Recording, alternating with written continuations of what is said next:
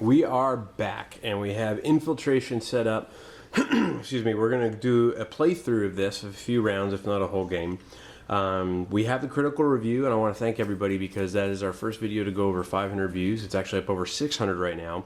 So there's obviously a lot of interest in this game, both probably from the designer, Donald Vaccarino, and interest in people who love his games, but also just from the gameplay and the design that Fantasy Flight has helped put together here.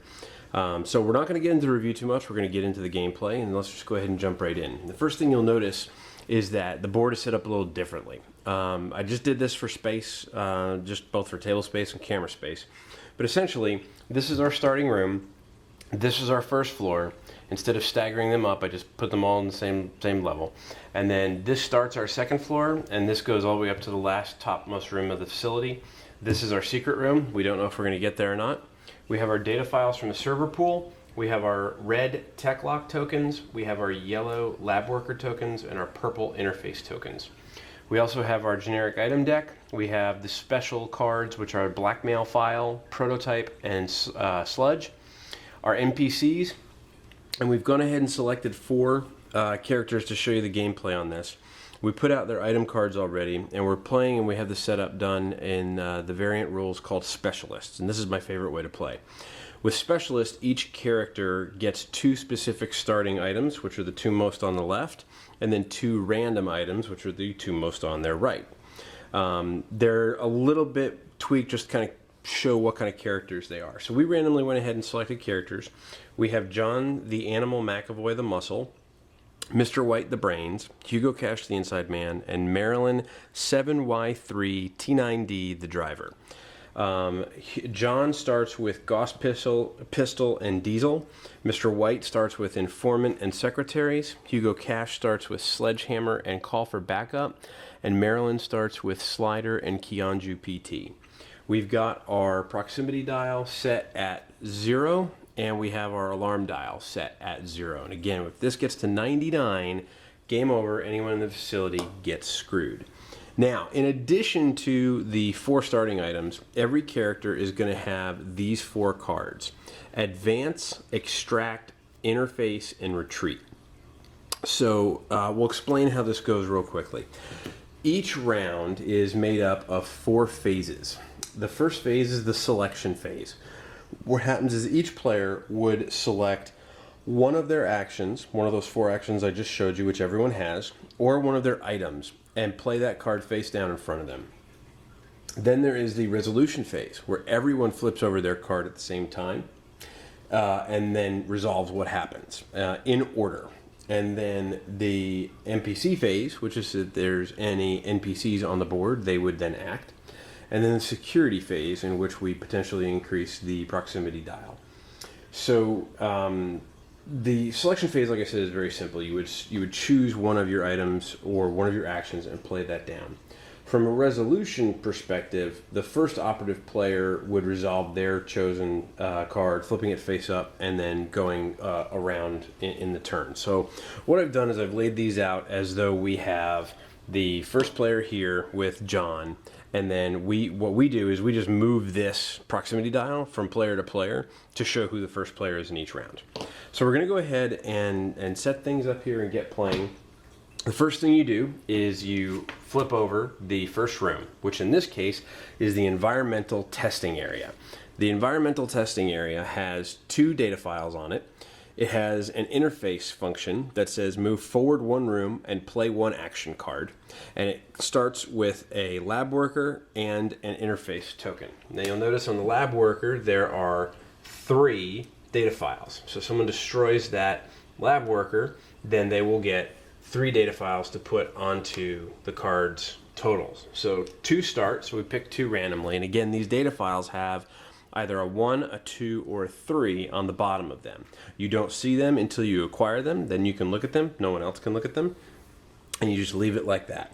So all these guys all jump onto the environmental testing area for the first kind of go around here. And again, space is a little constrained here. What we like to do is when there's a lot more space is actually just put each character at the bottom of the room. Because there's going to be times where you have to play cards into the rooms, and it's just kind of nice to have that little bit of space. But again, apologize for the amount of space we have for this. We'll just go ahead and go through with this. So what we would all do is each person would then choose what it is that they would want to do, and understand that John has the proximity dial, so he's going to be the first player. So it will start with him and move to the right. So what we're going to do is we're going to go through and we're going to select our cards now during the selection phase. Now, some of the strategies will come up in that Hugo or Marilyn may not always want to play an interface card at this point. Now, the environmental testing area is unique. It says interface, move forward 1 room and play 1 action card. While there's an interface token on here, you normally will remove the interface token as part of the interface resolution. In this room, it actually doesn't do that. So anybody can do those things. So majority of people may want to play the interface in this room and move forward. The challenge is we don't know what that room is. So I think what we're going to go ahead and do, just for the sake of time, is we will have John play his interface card. We will have Mr. White play his Neurospike. Neurospike is an item, and it says destroy 1 NPC, 1 lab worker, or 1 tech lock in your current room, and then play your interface card. Discard Neurospike at the end of the round. We'll have Hugo Cash play his jump pack, and we will have Marilyn play her slider. And this is going to get very interesting just to see. Now again, normally during gameplay, no one would understand or know at this point what everyone's playing. So those would be face down, and then during the resolution phase, we would flip them face up.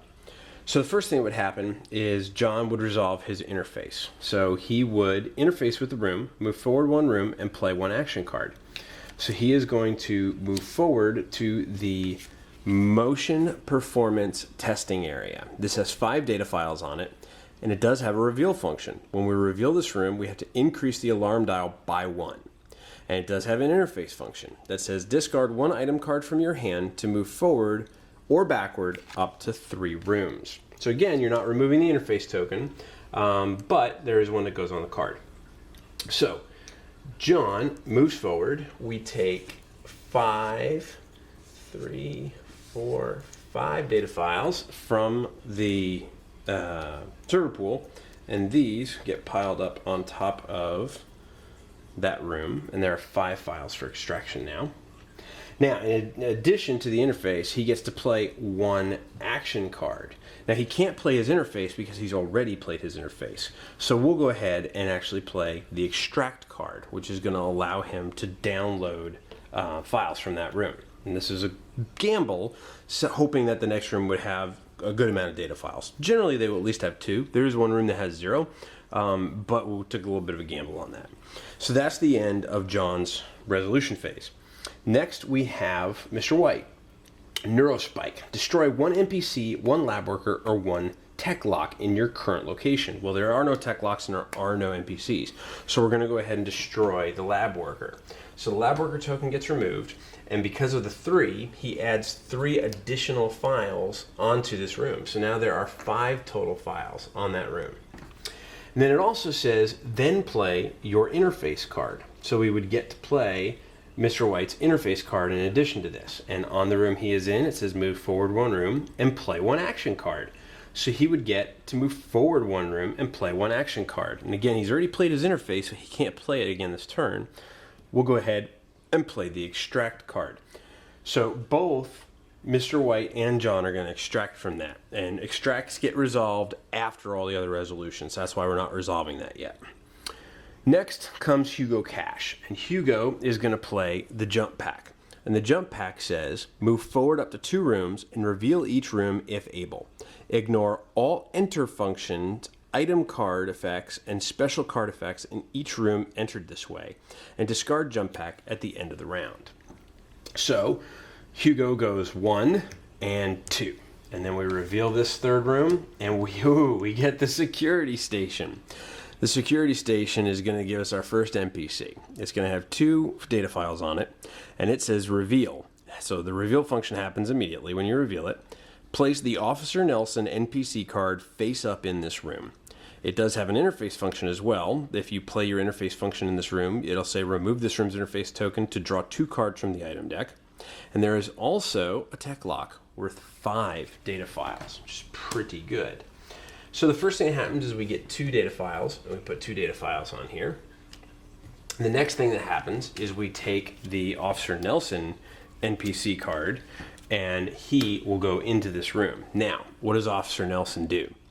NPC phase. Wound each operative in the same room as Officer Nelson and increase the alarm dial by 1. And you know what I realized? I forgot to increase the alarm dial here when we revealed this. I apologize. Again, the alarm dial is the big, well, our little one on top, not the big 2 on the bottom.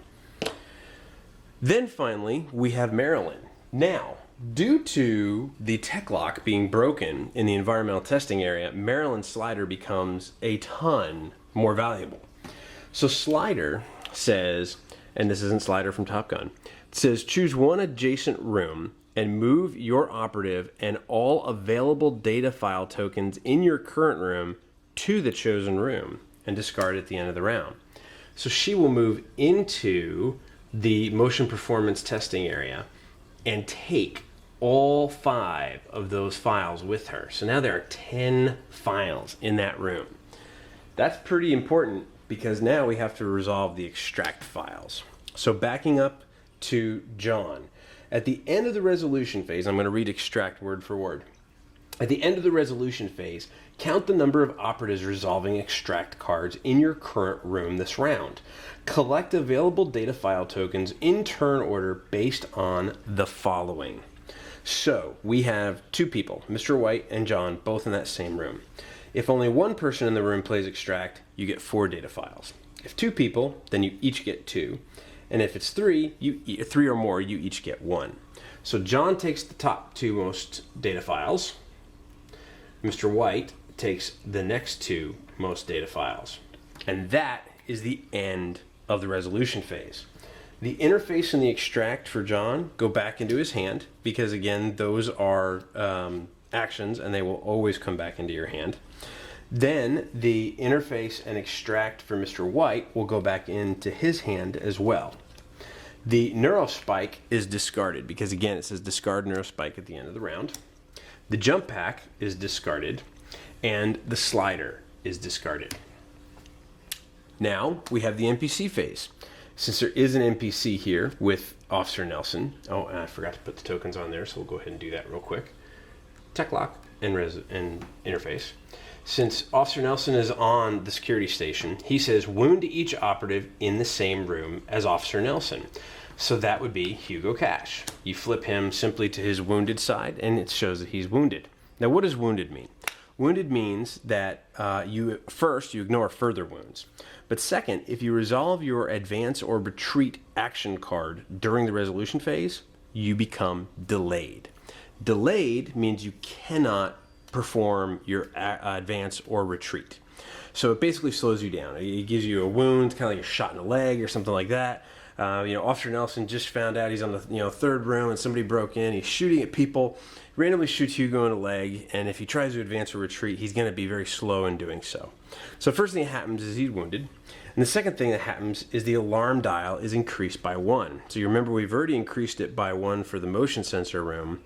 Now we increase it by another 1 and we go to 2. So now we go to the security phase. The security phase is very simple. The first player takes a die, rolls that die, we get a 4. We add the result to the alarm dial, which in this case is 2. So we increase the proximity dial by that total to 6. That is the end of the first round. The first player would then pass the proximity dial to the person on their left, and we would begin again. So let's take a look at what we have and see what the right plays are. Okay, so what we're going to do in the selection phase is John is going to choose his diesel. Mr. White is going to choose extract because he's greedy and there's all those data files in there. Hugo Cash is going to use his sledgehammer. I'll explain that a little bit more in a second. And then Marilyn is going to choose her Kionju.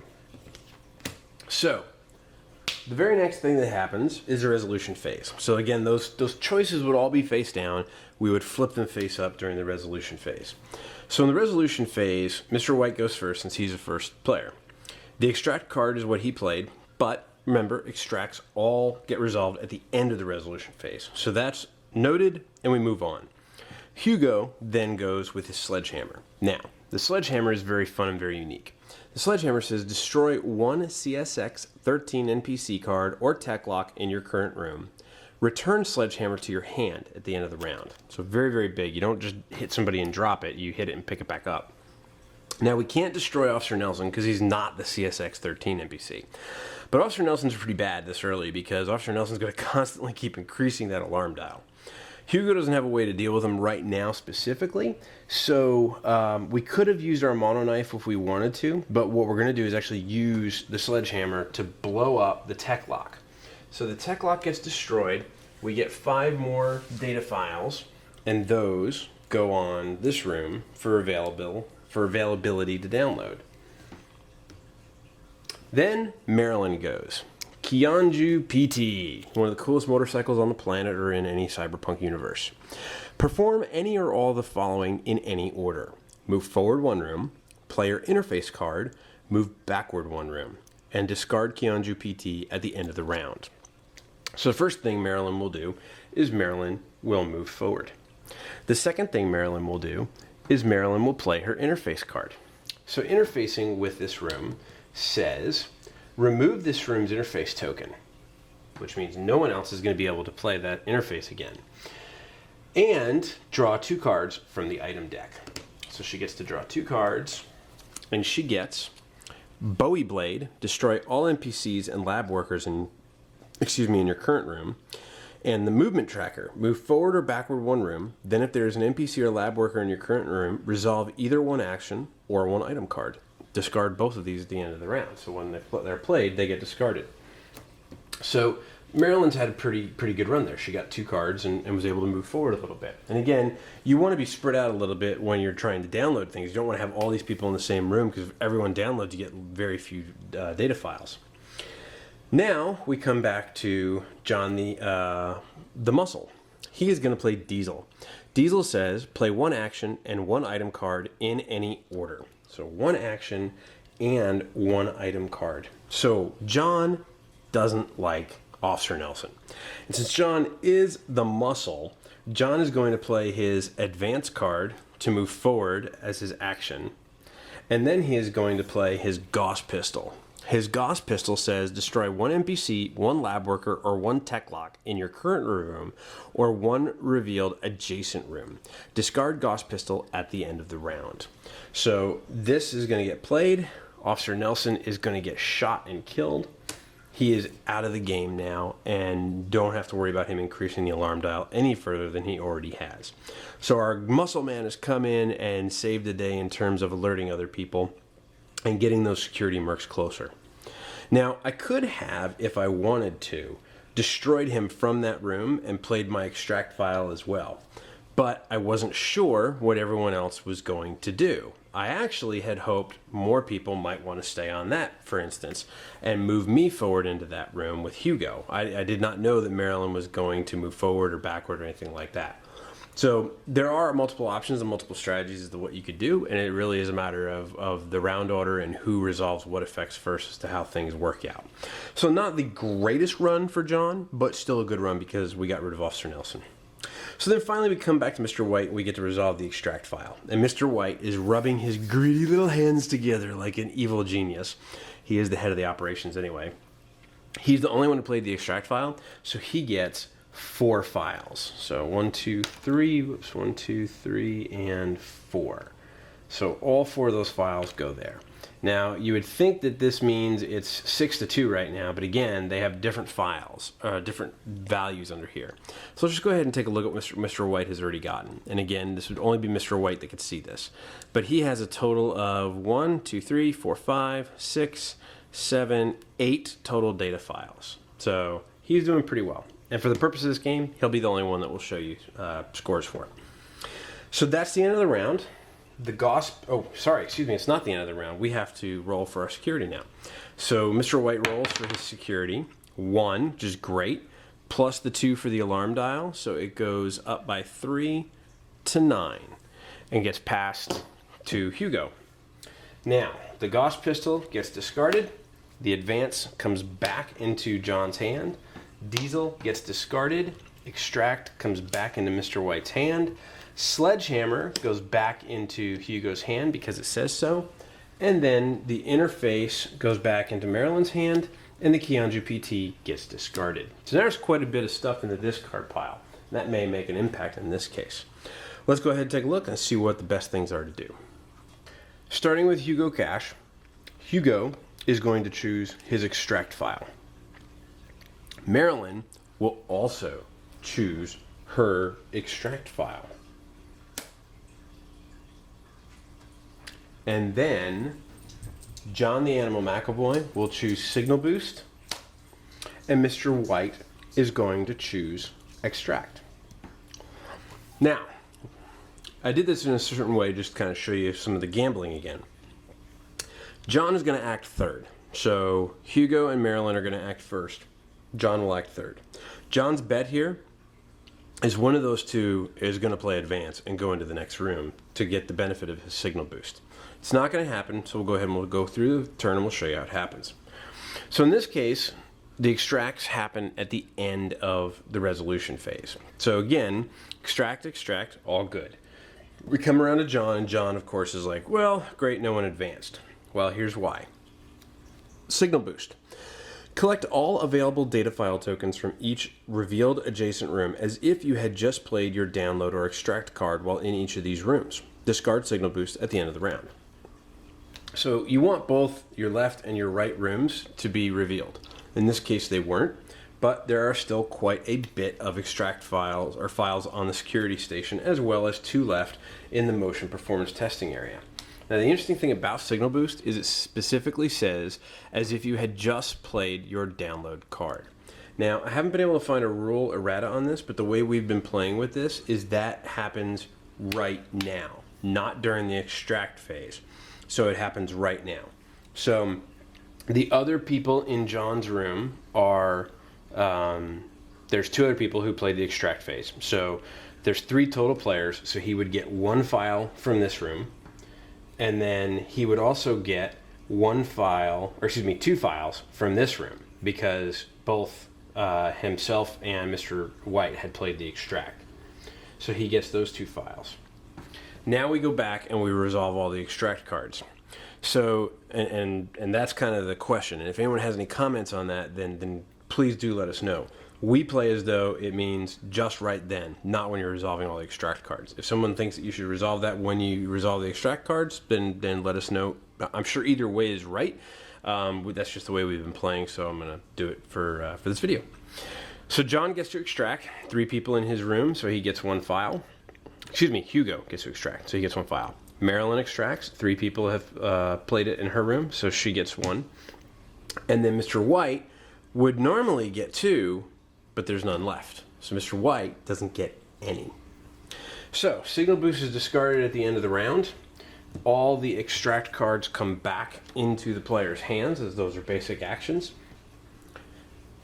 And we go ahead and do the security check. We roll a 4, plus 2 is 6, plus 9 is 15. So the proximity dial goes to 15 and gets passed to Marilyn. And then we go to the next round. Now, for the next round, we're going to have John is going to play his advance. Mr. White is going to play his advance. Hugo Cash is going to play his advance. And Marilyn, Now, Marilyn doesn't know what the others have played. Marilyn has a lot of options with her 4 items.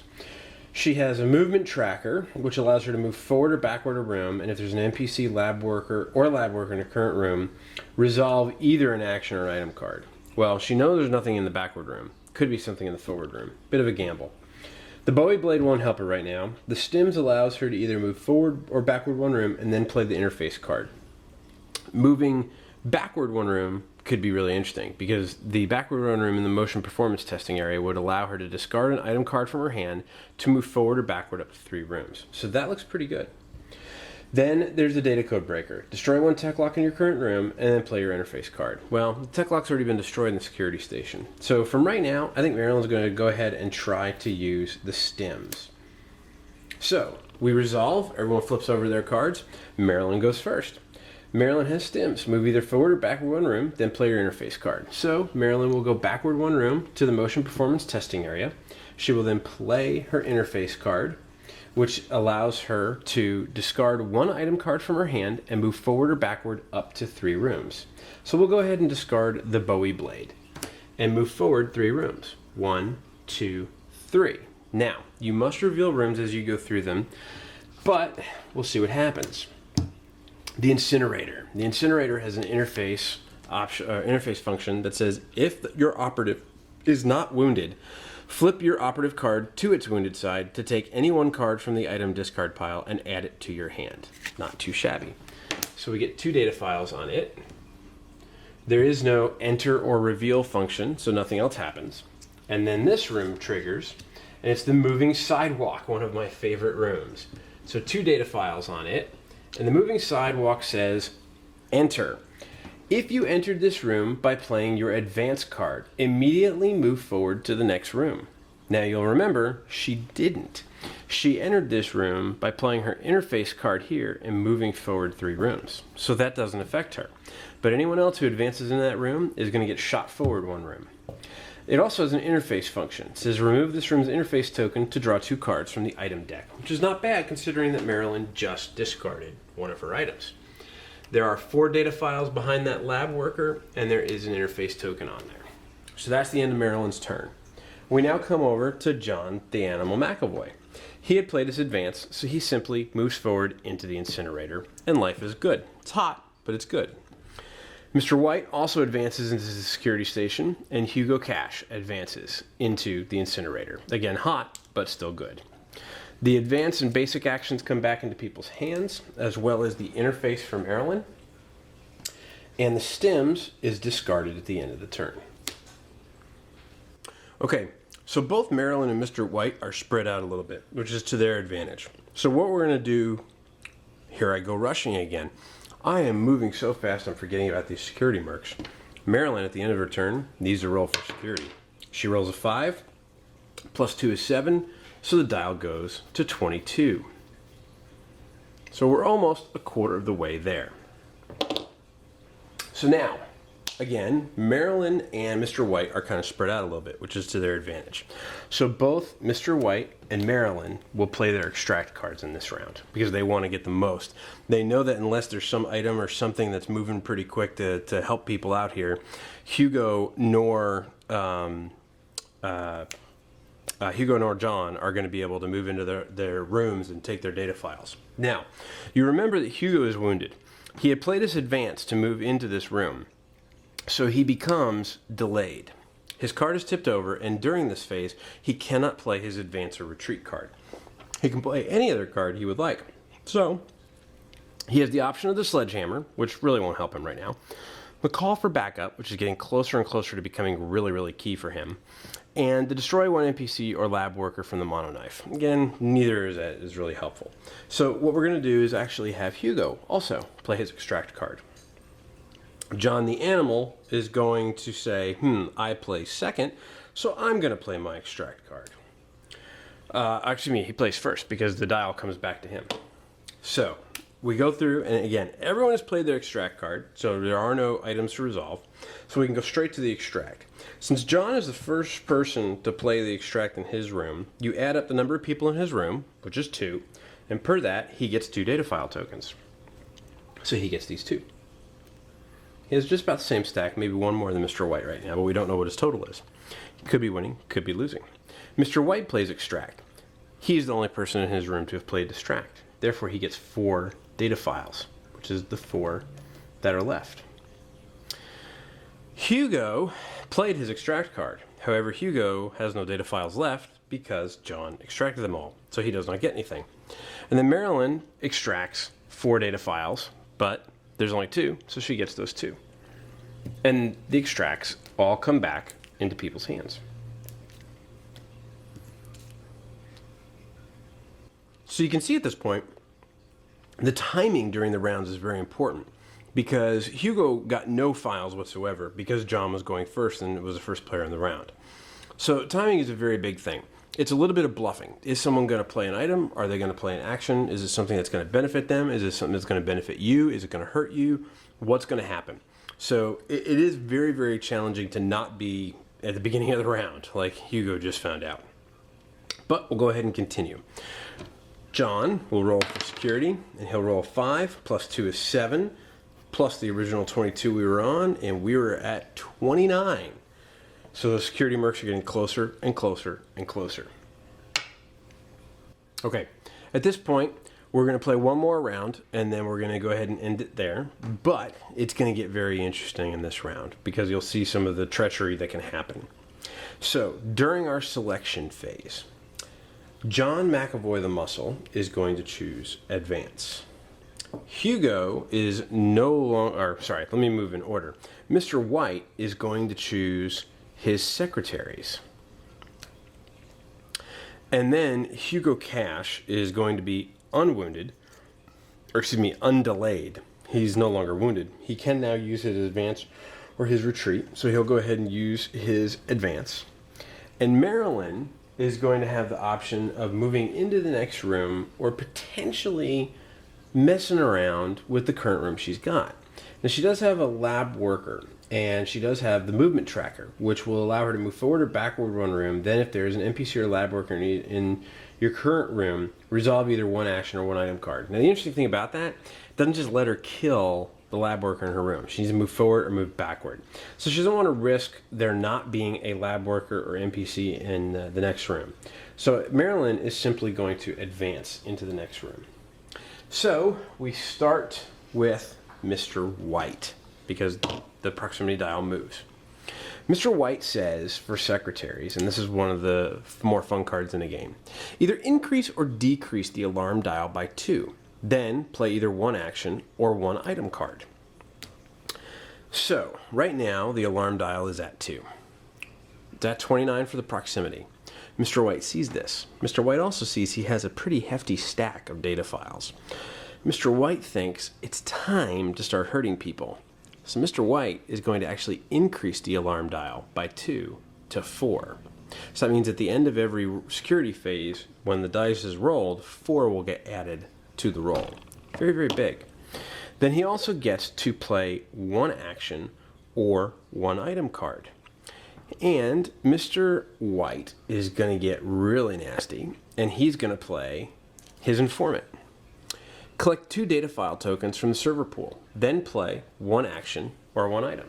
So he just gets 2 random data files from the server pool added to his already pretty fat list, and he gets to play another one action or one item. And with his last one, he will play the Replicator, which is search through the item discard pile, choose one item card, and add it to your hand.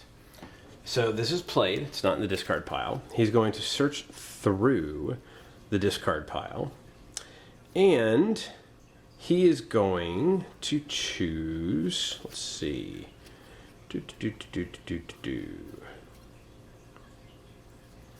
is going to choose the Jump Pack, which was already played earlier by Hugo, I believe, and will allow him to move forward 3 rooms when played. So the alarm dial is increased, the proximity is going to get closer for the security mercs, but Mr. White is going to have a quick way to jump ahead, because as you see, there's no more data files out on the board right now, so you need to start moving into the facility to get those data files. However, Mr. White's in a good position because he does have quite a bit of data files already. So he could choose to just jump forward 3 rooms on his next turn and come to this room, or move backwards. And that's all going to be depending on who gets that room to release it or reveal it first. So Hugo advances. He's going to move forward. And again, because he's wounded, he immediately gets delayed. So he won't be able to play his advance next turn. Marilyn will advance and reveal the final floor, or final room on our first floor, and it's the infirmary. There are 2 data files on it. There is a lab worker, and there is an interface token. The lab worker has 4 files behind it, And it says interface, flip your operative card to its healthy side. Well, Hugo loves that. He needs to get over there pretty fast because he likes that idea. And then finally, John will advance and move into the final room. So now we have completely explored the first floor of Cyber Solutions. We have the entire second floor ahead of us. We don't know what it's going to bring, but at the current moment, it would pretty much any odds maker would say that Mr. White is winning this game. He has a gigantic stack of data file tokens compared to, example, Hugo, who has 1.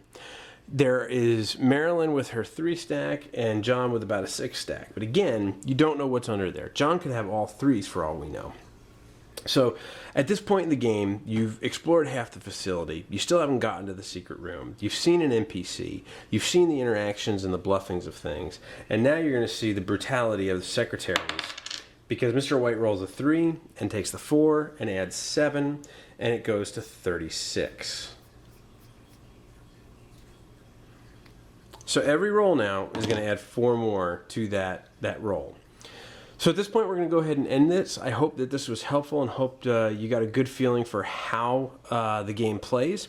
There is a whole other second floor with more lab workers, more tech locks, more elaborate rooms that will give you different enter functions when you enter the room, reveal functions, interface functions, and just a lot of interaction.